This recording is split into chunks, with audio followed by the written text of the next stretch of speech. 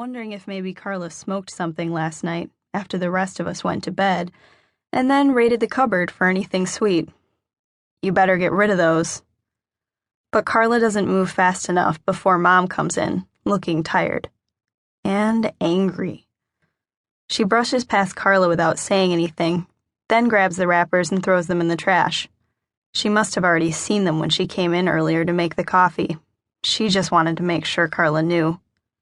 She gives Lulu a big hug, then turns to me. "Is that what you're wearing?" she asks. I have on jeans and a sweatshirt. "Yes, ma'am." She shakes her head at me this time.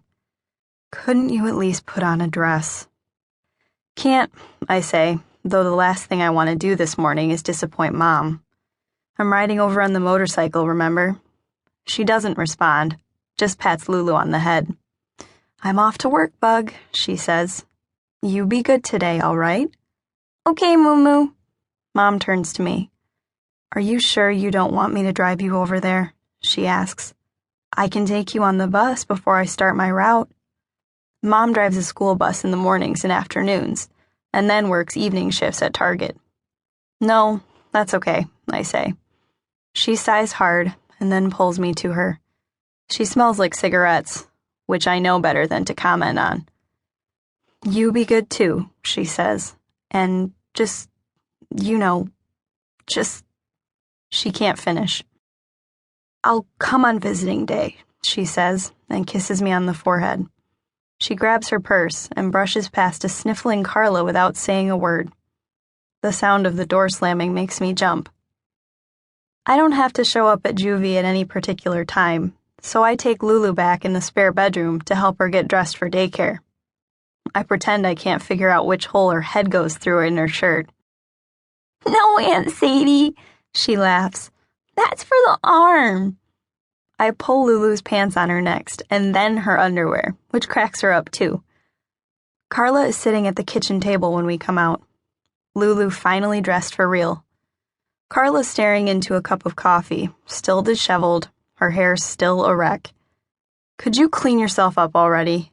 I say, harsher than I intend. I have to go, and you have to get Lulu to daycare. I don't wait for an answer, just grab a bag of stuff I've packed.